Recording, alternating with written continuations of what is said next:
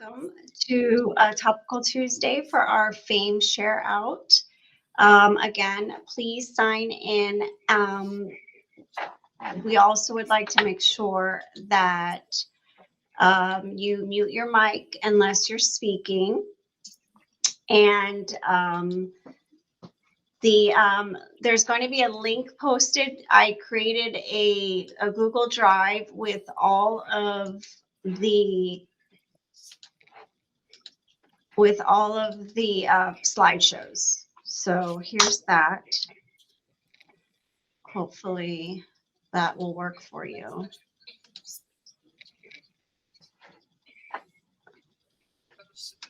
I've shared that. Okay. Also, so if anybody could please start the share out, that would be awesome. There were some great presenters, a lot of people from Palm Beach County District was there, and they did a really great job. So maybe somebody that presented at Fame, if they wanted to share out, that would be amazing. Does anybody want to start?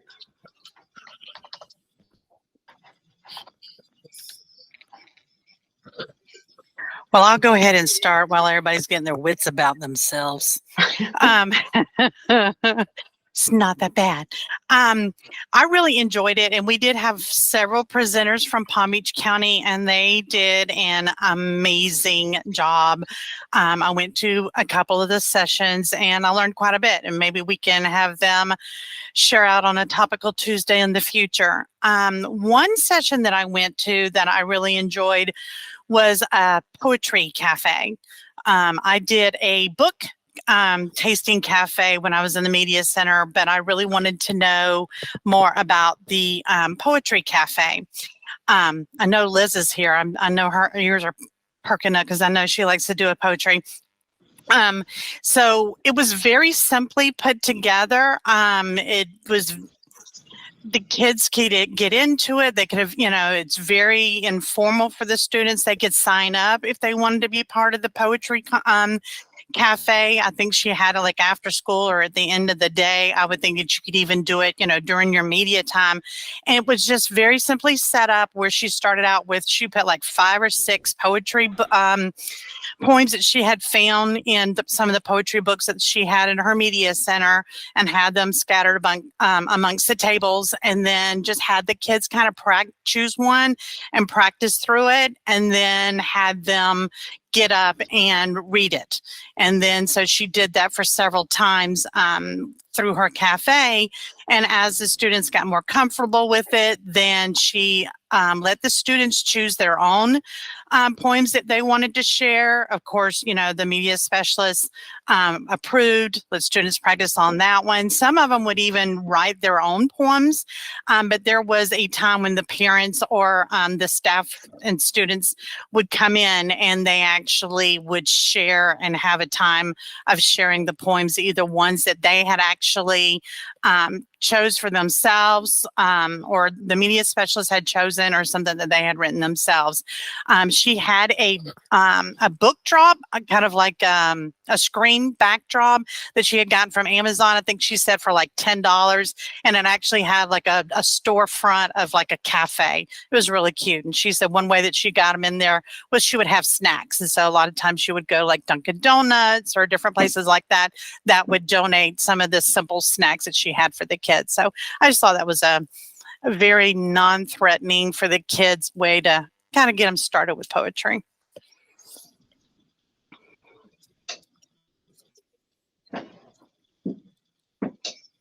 Someone else? I see one person that was here, was there. Jessica.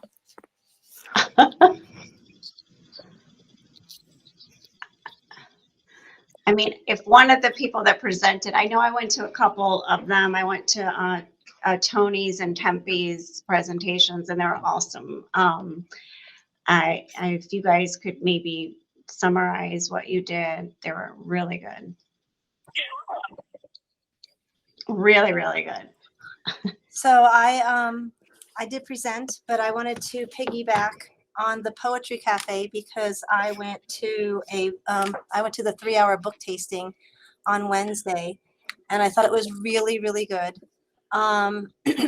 She does it in so many different ways. She does it by genre. She does speed dating for those of you who are middle or high around February. Sometimes she calls it cookies and cocoa, but she says it tends to be expensive, but they love that. They've also done a digital book tasting to introduce Mac and Via.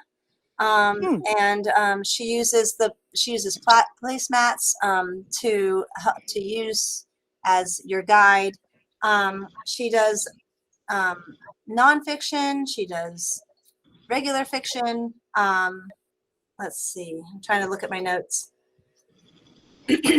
Sometimes she'll do an SSYRA if there's time to get the SSYRA books by the end of the year to introduce SSYRA books. Sometimes she even gets her TAs. She actually has teacher assistants, and so she would get if you had kids that you had as kind of like a media kind of a club to help select books that they like. Maybe that would be a really good buy-in for a lot of kids who are looking for books that other kids like. So that was really good. She does no more than 10 books per table, no more than 3 people per table. She does include snacks as well.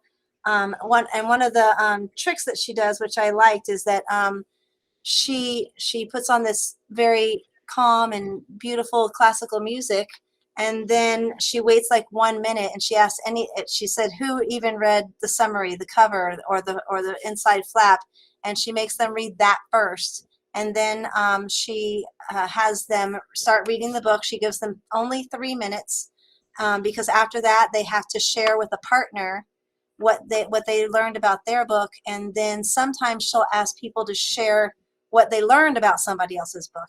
So there was a lot of think, pair, share. It was really, really good. So I thought that was really, really great. I did personally a Fines research. I used the Fines research model to introduce what I call Animal Zoo. It's for elementary, but it can be adapted to any level. And basically you model and have, you decide what you want. You can even, a lot of times I use PebbleGo, and I use the tabs at the top as our guidelines, tell me where the habitat, tell me where the animal lives, things like that. So you could, with any grade level, you could use those tabs to help you create a note-taking sheet.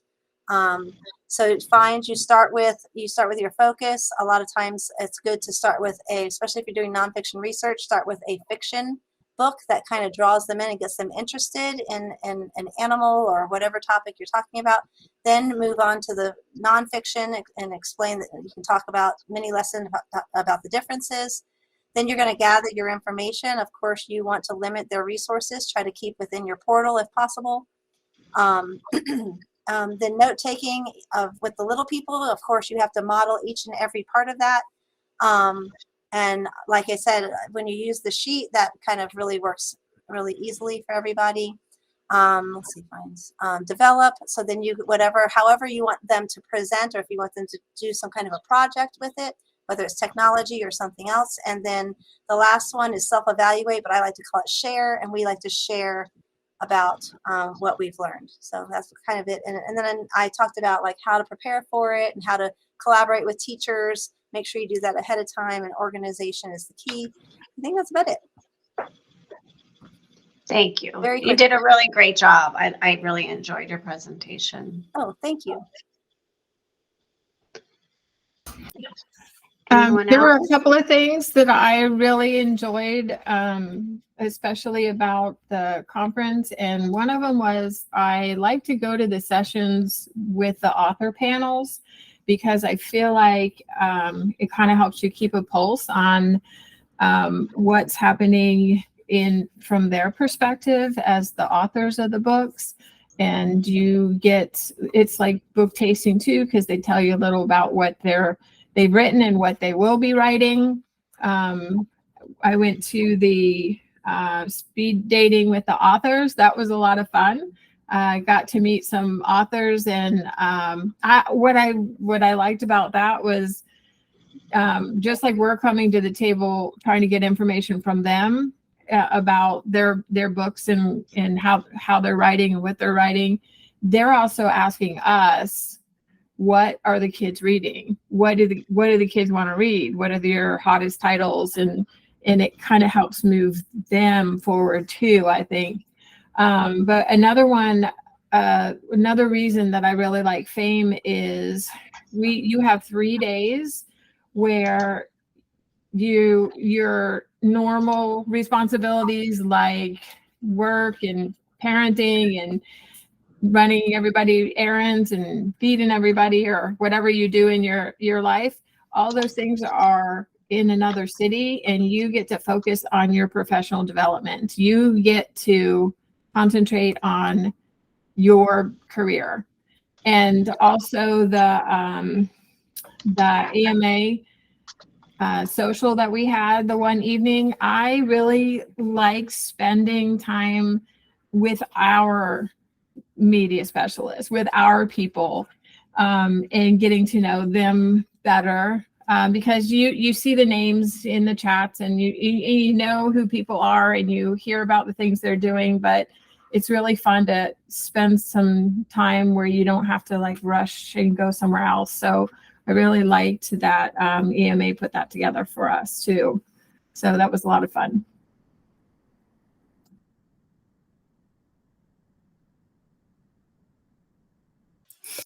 Kim, I was going to piggyback off on that one too, that she kind of pulled Anya and I into the author's speed dating. And I really enjoyed it because it's been a while since I've, dealt with, I guess we did more of the middle school, high school books, and I'm a little more used to the elementary. So that was great to be able to kind of check out other authors, and I actually enjoyed it and purchased some of them myself for presents. That was good.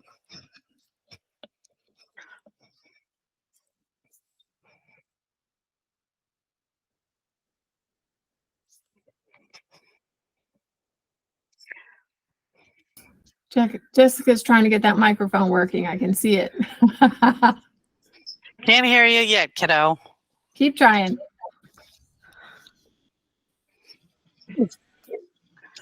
One that I went to was the mentoring educators through the copyright maze, which our next Topical Tuesday on December 12th is actually gonna go over some of that information as well. But it was very interesting. A lot of people get overwhelmed when dealing with issues of copyright, and it's not only that. There's also digital citizenship, and the copyright and creativity .org is their website. They have a lot of free resources that media specialists can use that talk about copyright, that talk about digital citizenship, and then a lot of ideas. Like you could have the students create their own piece of work and have them get a Creative Commons license. So that way they begin to understand the concept of protecting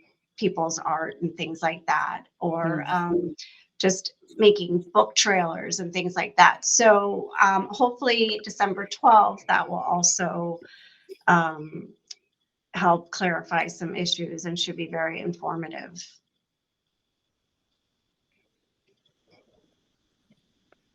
Yes, Jessica said it was just amazing to connect with other people. It can be a lonely position. I'll say a couple things. It was my first FAME, and I actually presented with FTR, and a couple things I noticed. The first thing I noticed was, and I'm sorry, my media center is under construction, so if it's loud behind me, I noticed that there weren't a ton of people who submitted. I assume who submitted, because I know you have to submit for your presentations. I assume not a lot of people submitted for high school because there wasn't a ton of specific to high school things. And through presenting with FTR, I realized that it's something I could actually do, because it seemed like people enjoyed the little bit that I had to say with my group. And so it made me feel like comfortable enough that, oh, people are interested maybe in what I do, even though I don't think that I have a lot to give because it's only my second year. So that was nice. And then also I spent a lot of time on the like vendor floor. Just like getting a lot of author signings. And I learned a lot of stuff that my giant poster printer could do that I never would have thought. Oh, thanks, Stephanie.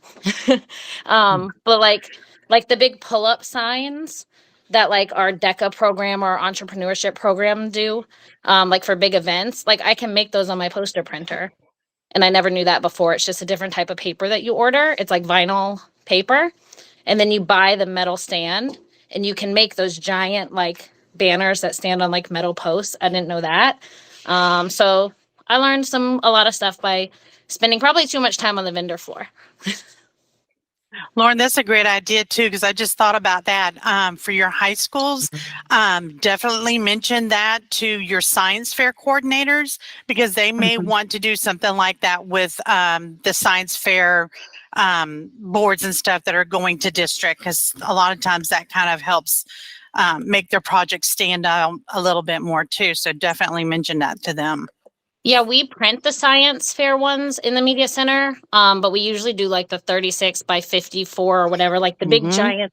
And then she glues them onto the cardboard. And I was like, there's got to be a better way. So hopefully now I have some ideas to kind of collaborate a little more and help her not go crazy when it's time for science fair.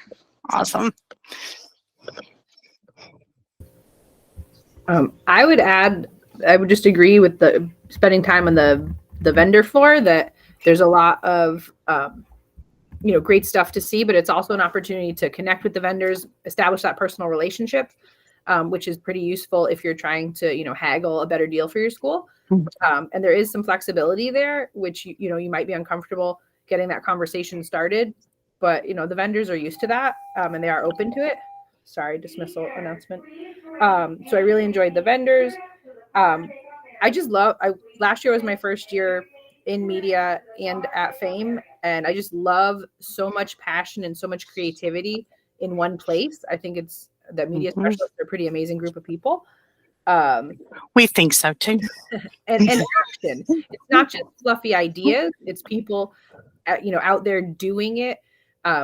Doing it for their schools, doing it for the students. Doing it for intellectual freedom, and supporting, which I thought was really cool. And the speakers, I really enjoyed, all the like general session presentations. And for me, I'm not a phone person. I'm not a TikTok person. So I never would have heard of Michael Threet if it weren't for his presentation, which I thought was amazing. And so I just thought that was really neat. But I was really proud to be a member of Palm Beach County at this conference. So thanks, guys.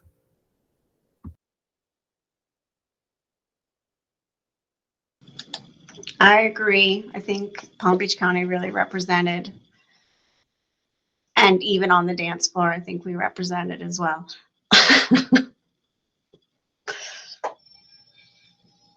Anybody else want to add anything?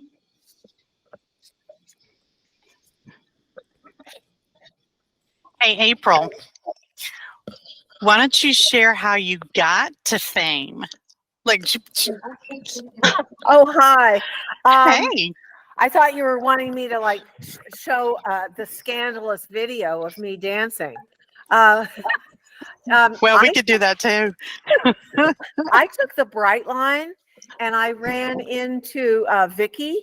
And so we had a grand time. It's nonstop West Palm to the Bright Line station in Orlando, which is at the airport. And it's dreamy. It's like being in an airline, only none of the negatives. They have food, they have beverages. Voila. Yeah, when y'all had said that y'all were that y'all did the Bright Line, I'm like, you go, girl. Well, actually, we did take it. Everything was half off last week. So when we went, it was 50% at a discount. So that really was a plus. And plus, with our school email addresses, we get a corporate discount, just so everybody knows. So if anybody, is obviously concerned, because it is a little pricey. Well, maybe we need to just take a big media specialist trip to Orlando just for whatever reason. That was cool. And I did a program also with two other people, Debbie Tanner and a media specialist from Daytona that I had met last summer at the Library of Congress. We had all taken the same workshop on using the primary resources and how to incorporate them in our curriculum. And Debbie had gone to a different weekend, but we kind of incorporated it all together. And one of the highlights, was actually applying for the program, and it's open to all of us to apply. And I think it starts in December. You can go to the website, loc.gov, and look for, professional development. And the only catch is that it's free to go for 3 days, and it's wonderful. I mean, it's absolutely amazing, but you do have to pay your way. So they have the hotel and airfare that you would have to pay for, but it is like a once in a lifetime wonderful opportunity. And I liked, just seeing all the different resources. As we know, it's not only available through the Library of Congress, but they explain, how to use them in the curriculum. And as media specialists, maybe using historical fiction to begin with to explain a topic, and then segueing into a real life situation in history, if you're teaching it that way, or in any of the subjects. Vicki, what date will it the one for next summer be released? I forget. I think it's in the middle of December. Okay. So yeah, now's the time to do it, because then they let you know, and by April you'll know if you were picked or not.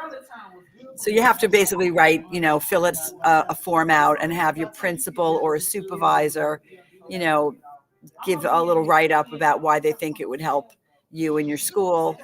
And that's how it works. But there's a lot of people who try to get into it.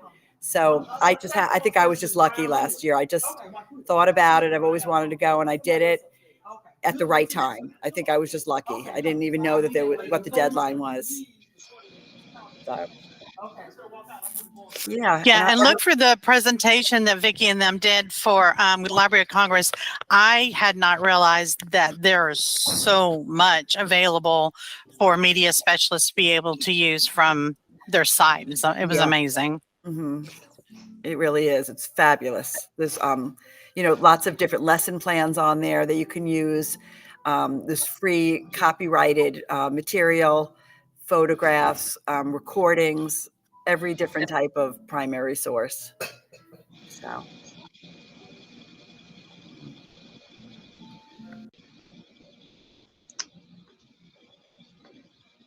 Anybody else want to share before we start wrapping it up?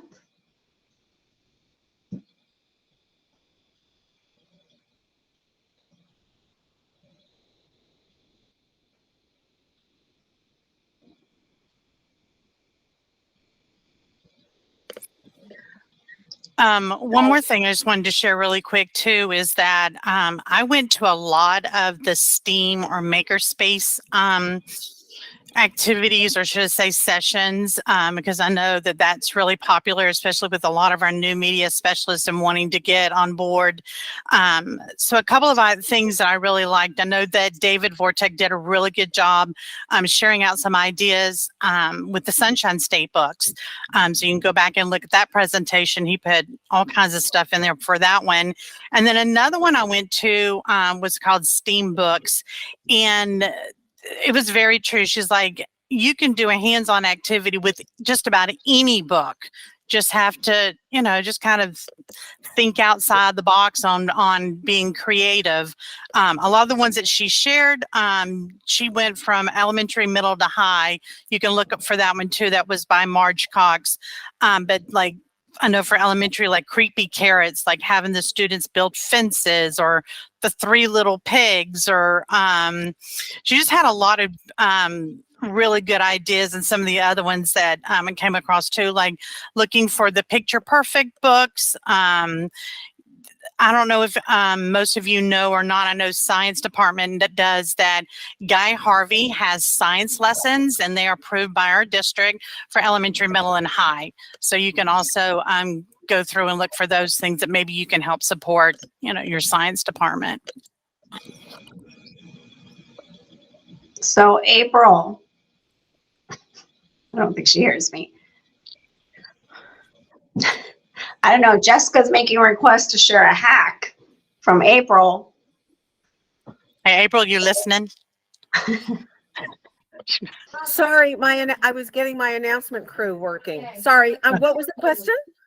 So Jessica posted in the chat, April, you need to share that Google hack with scanning your books instead of typing into Doc and saving as PDF. I'm not following the Google what? You just said your Google hack. Your Google hack. Some sort of Google hack. Which one is that? I don't know. Well, if you think about it for the next Topical Tuesday. Okay. I don't know. I do a lot of things with Google, but I'm not sure what it was apropos of what. If someone could. Okay, so she wrote scanning books into a shelf on Google Library, then print that out, I guess. Then print that out. For books that are donated. I don't know. It's in the chat. Okay, I'll look. All right. Don't worry. All right. So is there? Oh, and we have dates for next year. It is the week before Thanksgiving. Right now I can't find my, so y'all can start planning for fame for next year. We'll take Brightline with Vicky in April next year. I know I have it. It's November. I think it's only 20th through the 22nd.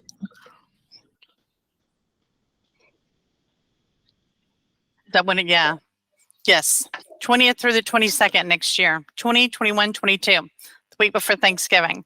So mark your calendars. Thank you. I think it's great timing. Yep. And it's at the same place at the Doubletree SeaWorld.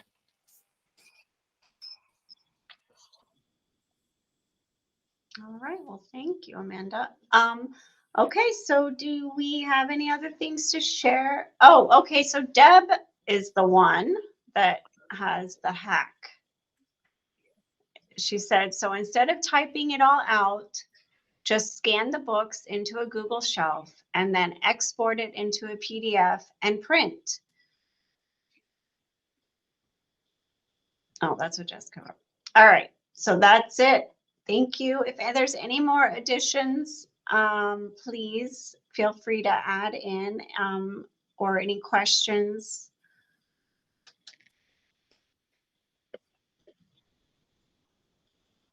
Okay. Yes, and the conference was such a great time. It was my first time at FAME as well. So it was an experience for me. Are we going on this one? So the next thing is that we are going to have professional development on January 8th.